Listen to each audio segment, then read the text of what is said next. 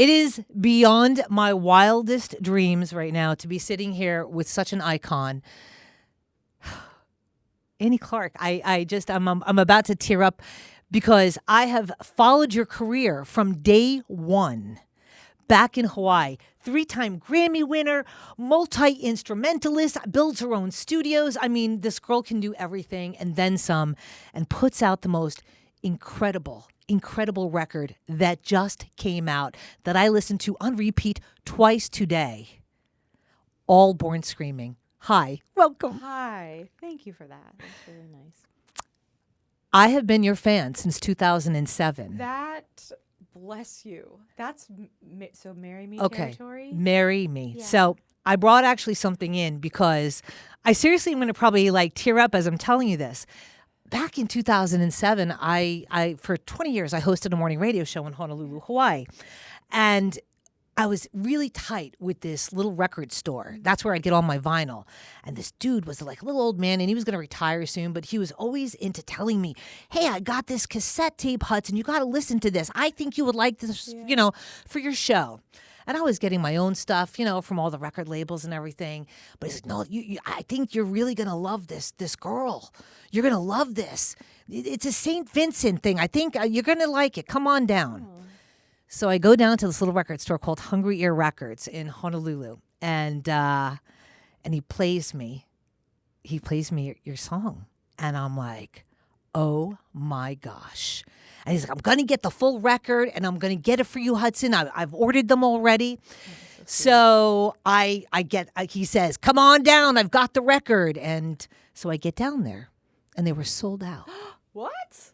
In Honolulu, Hawaii, where it's mostly Hawaiian music, some reggae vibes. Yeah, totally. It was gone. And he couldn't believe it. That shocks me. Okay. I can't believe it. Oh, no. You have a fan base in Honolulu, Hawaii. Hawaii, how you doing? Aloha. Look who I'm with. St. Vincent, Annie Clark. And so he's like, I don't know what to tell you. I'm going to order more, but I'm going to give you this. And he gives me, okay, this is like the craziest thing ever. He gives me this because he sold T-shirts and he didn't have anything to give me. So he gave me this as a souvenir token of, I'll get you the record, but hold on to this. See the, oh my God. I kid you not. Whoa. This is what my gift was, just to hold me over until the record came in. I was like, that's cool. Okay. So I brought this in to give to you. Really? I have held on to this all these years. No way. You are the most incredible musician and just artist in general. I just can't believe I'm sitting here and I got a chance to give you this. Whether you want it or not, I have worn it in pride and I would love you to have it because this was your record, quote unquote, to hold me over. This is very cool. Is that not just... This is very cool for so many reasons. Tell me. Your story, but also like, I kid you not, I'm in rehearsals for the live show. Yeah. And just yesterday, I was like, just Stop. like, and like a little break when we're all like slap happy, like kicking out the AC. And the other thing that I want to tell you, like this means a lot, is I was in Perth. What's outside? What's the place outside of Fremantle? I was in Fremantle, and I was by this like life-size statue of Bon Scott. Oh my gosh. The day that I found out that I won my first Grammy. There's no way. Yeah. And so this is like so really do you know what chicken skin is? Yes, I do, of course. I have fucking chicken skin This is right cool, now. Man. Thank you so much. You're so welcome. Honestly, like I told my son, and this is all good. There's so much of you in my life, okay? I have a son, and he's been a professional hip-hop dancer since he was little, 5 years old. And I knew he was going to be like extraordinary. He's in everybody's music videos, but I knew he was going to be extraordinary. And I referenced you, and we were driving, and it was pouring rain, and my windshield wipers were going. And he's like, Mom, pull over. I've got to get out of the car. And I'm like, what? What are you talking about? It's pouring rain. And he's like, it's the beat. And he gets out of the car, and I'm watching him pop and lock and do these moves in the rain to the sound of the windshield wipers. And I said, this is like an Annie Clark moment who shreds on guitar. And I explained to him and I turned him on to you and he said to say hello and he couldn't believe I was finally meeting my idol. And thank you. so Thank you. not many people can do what you do. You play so many instruments. You write poetry. And then you make the music. I want to know the order of how this record came about because I felt this record. I feel like I was born screaming. Yeah. I think all of us feel this way right now. Yeah. It's violent times out there. For It sure. really is. Yeah. But how did you write this record? How did I write it? Well, first I built a studio. I think it's like, if you build it, they will come kind of vibe. I built a studio that was really a place for me to play. And like, I think that so much of making art or making music is like finding it. You sort of set an intention. You're like, I'm in here. I'm in here working. I'm playing with sounds, whether on this record, for me it was a lot of like modular synths, which I did not know anything about, but Really? I'm surprised. Well, because you're always, there's always a lot of synth that just... Yeah, but modulars are a whole different... Okay. Like, loving modular synthesis is like a sickness. Like, it's... You're addicted. It's like crack. It's like... Yeah. It's a dark road. You know what I mean? But so I would set up these machines and... analog circuitry. So you've got electricity going through analog circuitry, and then you're turning knobs and programming things until you feel like you have lightning in a bottle. And I think there's something poetic to me about the idea of starting with the chaos of like analog circuitry, because it's never going to give you the same thing every time, right? It is actually alive, synthesis. It's actually alive.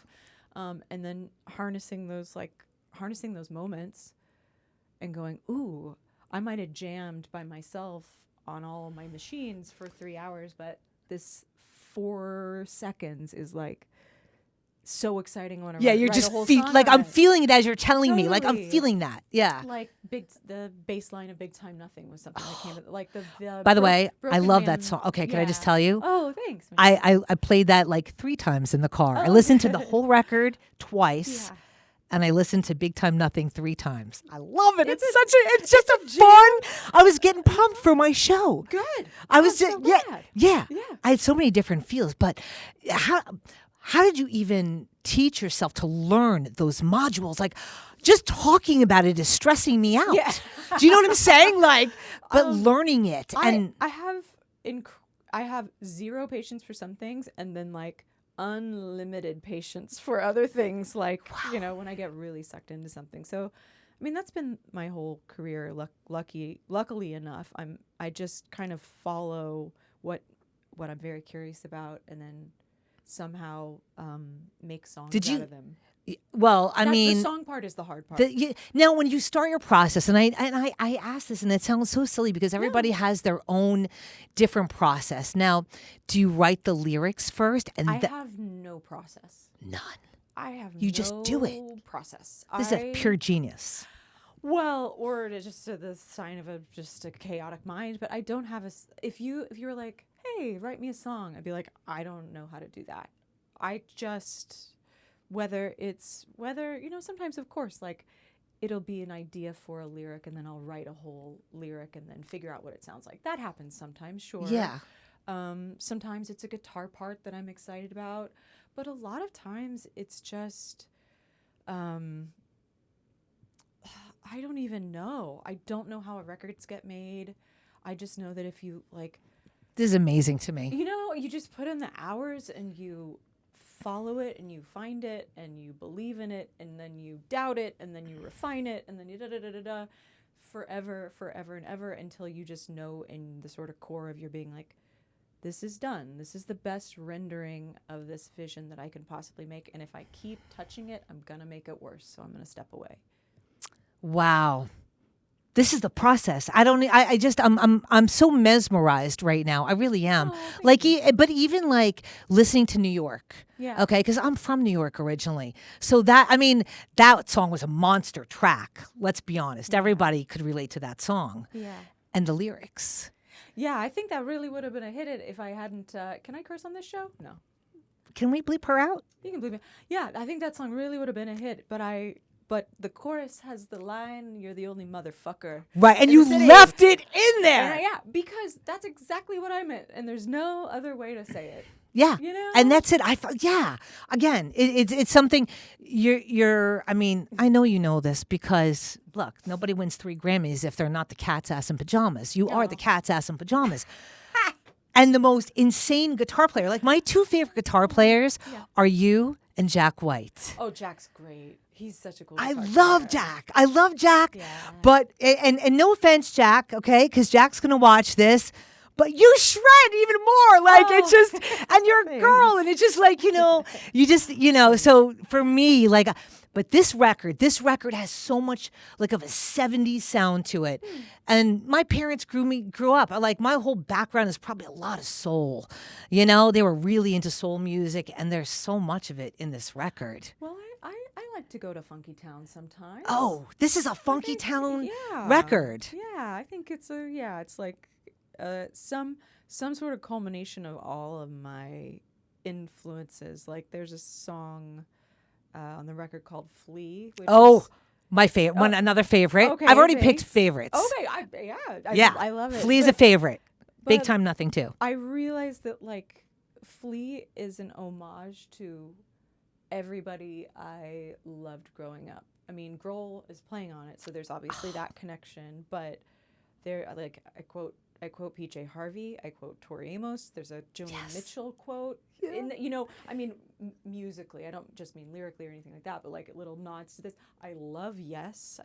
Yes is one of my favorite bands. Yep, I got into Yes. I've seen them. Yeah, so there's like a prog odyssey kind of in the middle of it, and it struck me like kind of listening to it back, like, oh, this is just like. And thank you so much, and thank you so much, and thank you so much to all these people I love, all these musicians I love, and stuff that I was listening to when I was 14, 15, younger than that even, and like moved me. Was it crazy? Like just hanging out with Dave? He's like the coolest. Yes. He's the coolest dude on the planet. I just talked about that today on my show. Like, there's no one cooler than him. As talented. He doesn't disappoint. No, he doesn't. And his just it's awesome. You've got to get this record. Seriously, like Flea and Broken Man, both of them. I mean, those 2 right there. And All Born Screaming. I mean, that a lot of it is I love the darkness. But I love the funkiness to it. Yeah. There's dark, there's funky, but there's even a little dub thrown in there. There totally is. That was my I love you, King Tubby. I love you, Two-Tone Records. I love the specials. Let's see if I can do dub wrong. You didn't. We found out. You didn't. Out of all the songs, which is your personal preference, your favorite? Not what record people want, not what radio wants. What would be your favorite? I played Broken Man today, by the way. Gave you a massive shout out. Thanks, man. Broken Man is one of those ones because, again, like I said, I've been in rehearsal, so I'm not just like I'm living in it in a new way, right? Yeah, I'm performing it over and over again. And I have to say that Broken Man just. I can never phone that one in. That's just like every time it starts, I'm just in it. I'm just like, just in it, And so that one, hard to pick favorites, but also I would say like Reckless is another one. Hell is Near Reckless are also in that kind of like, there's no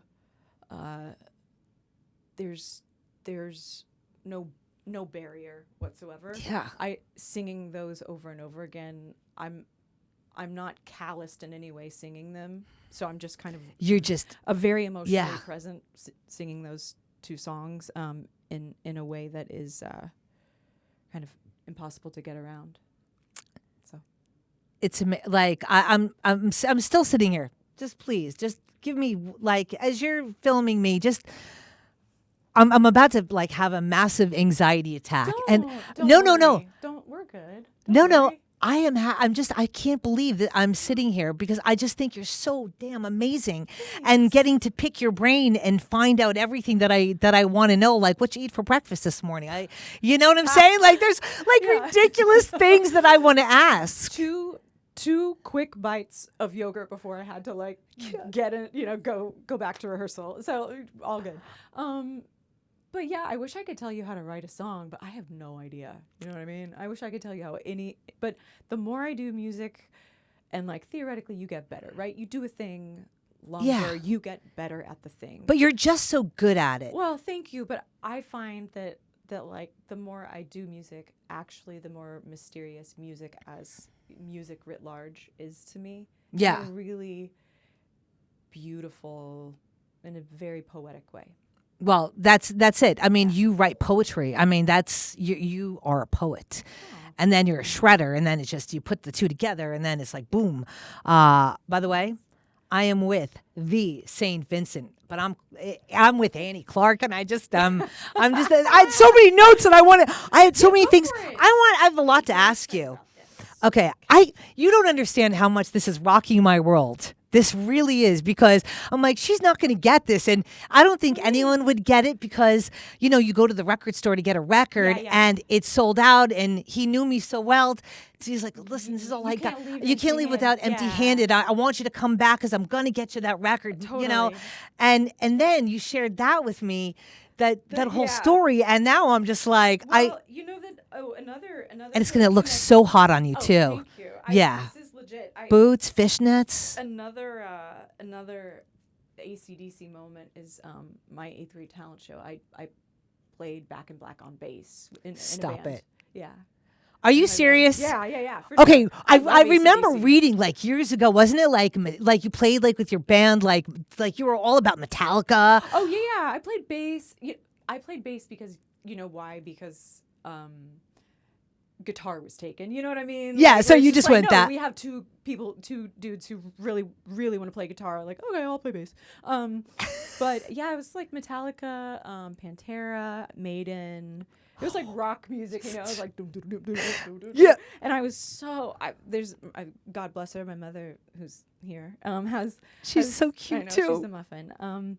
Has footage, and it's like I'm playing a purple Jackson bass, like really high, like hair long straight like this, and like a sweater vest, and I just like Stop it. Nerdy. I want that photo. So I have got to nerdy. see that photo, Mom. You have got to find this. Were people freaking out even then, like back then, like when you were a kid playing, even though you were just starting?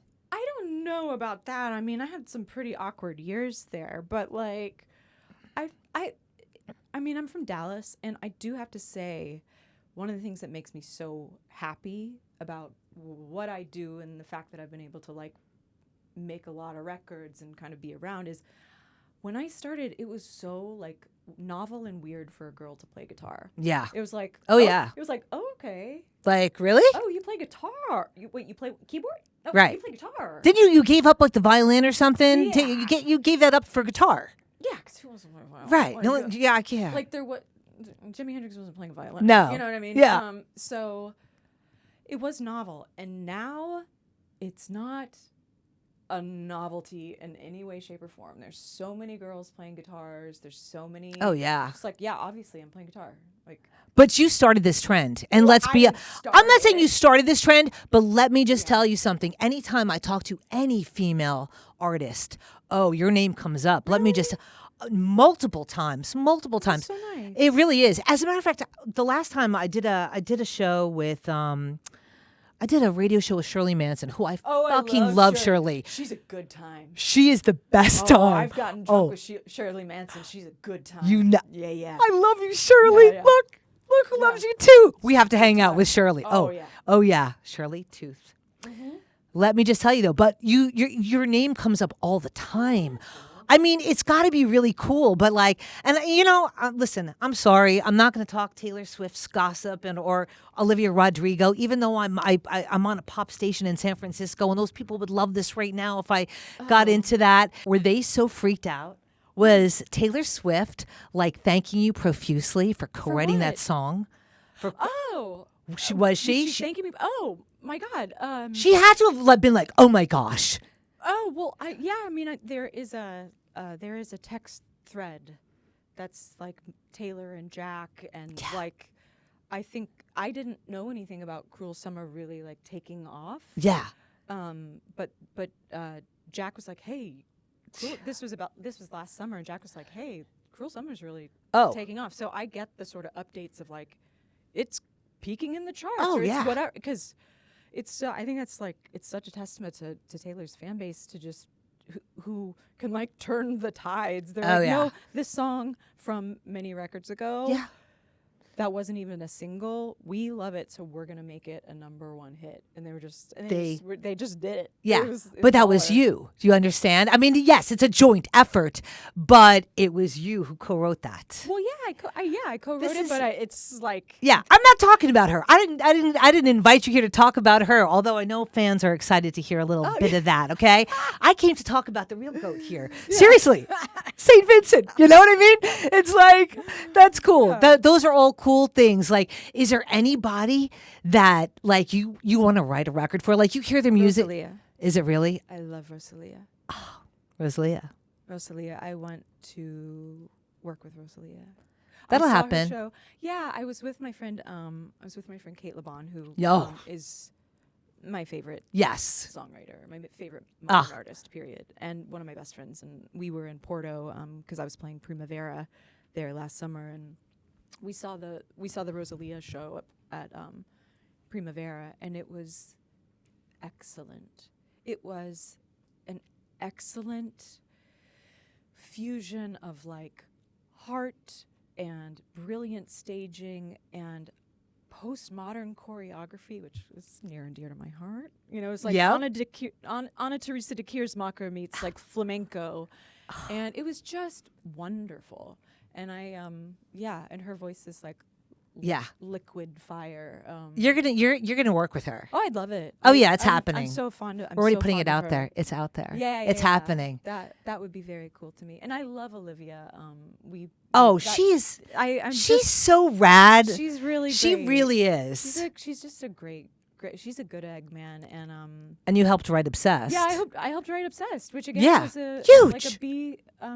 Like a B-side or a bonus track, but she liked it so much she like made a video for it, and it's like happening. So that was really cool. That's really cool. It really is. But your own music that you write for yourself.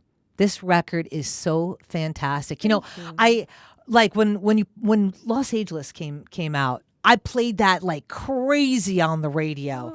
Like, I love that.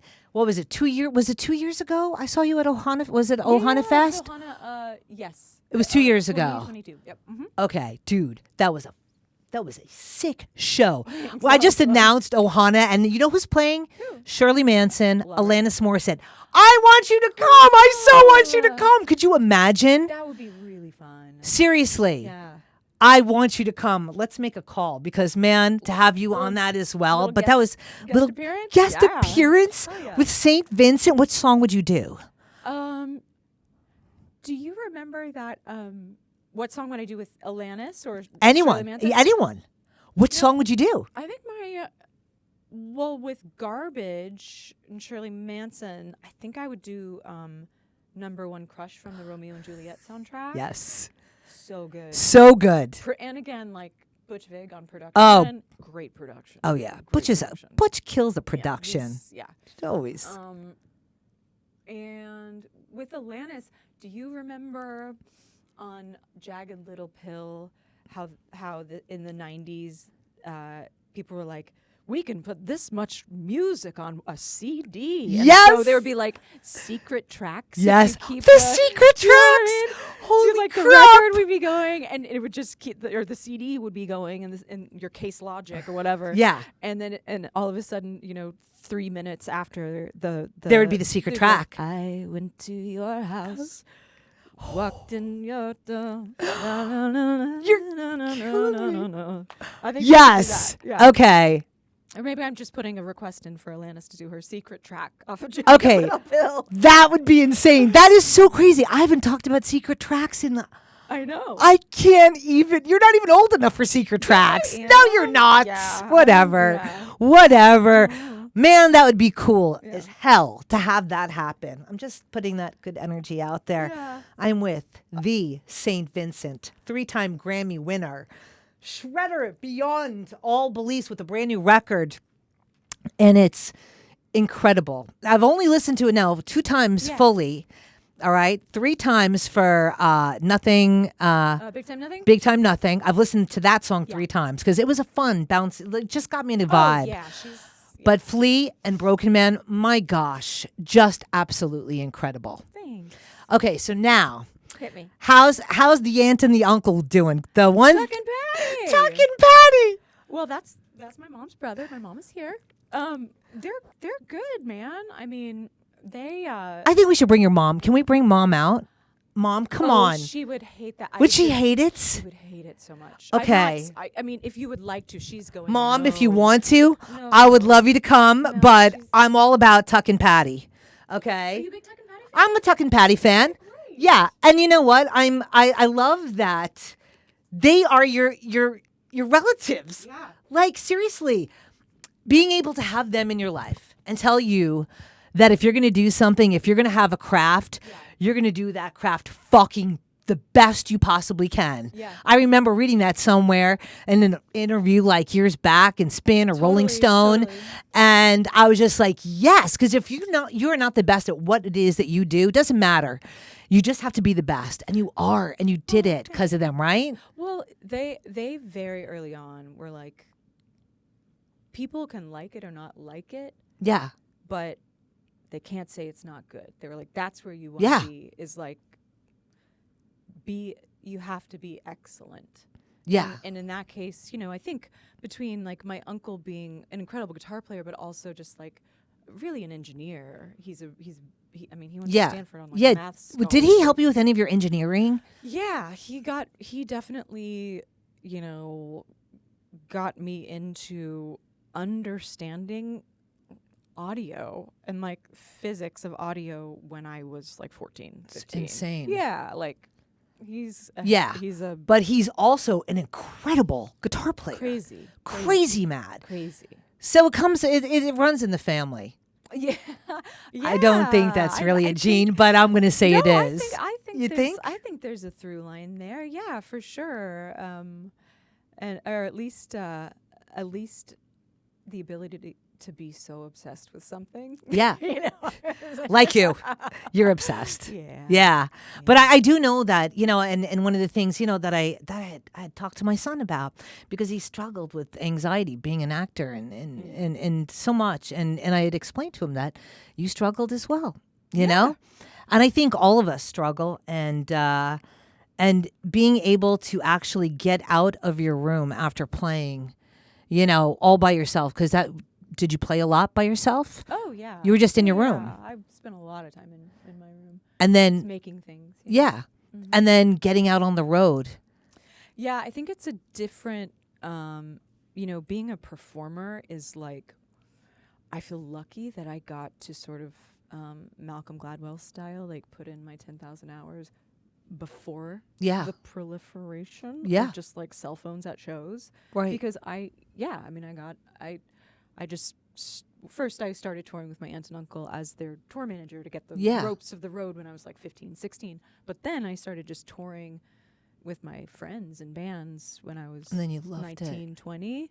So yeah, just like you just get in the van. Just get in the van and Get in the drive van and all go. night and Yeah. do the thing and get up there and nobody cared. You know what I mean? Like Yeah. there's no one at the shows, but you get to like You you get to like figure out what it is to be on a stage. You get to like put those hours in. So and you can't, I don't know, you just got to put the hours in with that But stuff. It's like you can't. yeah. Yeah, But you know- it takes doing in front of people. That's why I think there's like sometimes a big gulf between like Yeah. being really good on Instagram and then like putting a show Put on. it- Like that's a whole other That's a whole, yeah. that's a mystical art Oh, form, yeah. bro. That's a whole other It thing. really is. Yeah. And your stage presence, it is like you command. Oh, thanks. You do. Oh, come on. You know that you do when you're out there. Do you feel so powerful with that guitar, And when you're in that zone and there's thousands of people and you are, and everyone just like, something else takes over. That's for sure. It doesn't feel like a typical Tuesday. Something else takes over, and like whether it's the incredible surge of adrenaline or just like the energy of a bunch of people there for all of us to dream the same dream at the same time. Yeah. Like, that's wild. Yeah, it is. Where does that ever happen? It only happens in a live show. Like, live shows matter. Oh, so they much. Matter for all of us to, like. I live for live shows. Yeah, exactly. We need a place to, like, lay our burden down. We need a place we need to go someplace else entirely for an hour and a half or whatever it is. We need it. We do. And especially right now, we do. Yeah. And I think that that's why this record, All Born Screaming, is something that, I mean, it really like hit me today, because we you know, there's a lot about love, right? Yeah. In the record, and you know, the people that we love and that matter. But like, I don't know. I felt so connected to Broken Man today. Like I connected. Yeah. I just felt. So glad. Yeah. And it wasn't even about, it was all of it. It was the lyrics. And it's that there's something about it besides the poetry, that it is it's the guitar, the sound. The guitar tells the story with the lyrics. Does that make sense to you? Like, as I'm saying it, like, I feel like it's two separate things, but it's the guitar that is like finalizing that moment and then moving on to the next moment. Yeah. I know exactly what you mean. It's with being a producer and with making records, it's like everything has intention. Everything that ends up on the record has to add up to the total meaning of the song. So like, if something sounds claustrophobic, it's supposed to, because you're supposed to, lean in. Or if something sounds distorted, it's because it's, and it's all about the sort of textural balance of like, well, I'm not going to scream this time. The guitar's going to do the screaming, and I'm not going to, but now I'm going to scream. And the guitar, right. That's how it's call and response. It's a conversation. It is. It is a conversation. That's all I kept hearing is the most amazing conversation. Mm-hmm. I know that you want me to wrap this up, and I could sit here for days on end talking with you. I love you. I think you are absolutely incredible. Incredible. What a force you are. And I'm so excited for this new record. I love playing it on the radio. Thank you for playing it on the radio. Oh, I played it on the radio. Oh my God. I'm getting like people being like, I heard you on the radio. Oh yeah. I'll play you back my break later after this. I am with the one and only Annie Clark, St. Vincent. Get the record. It's absolutely stunning. I love you, Annie. Thank you for doing this today. Thank you. You're the kindest.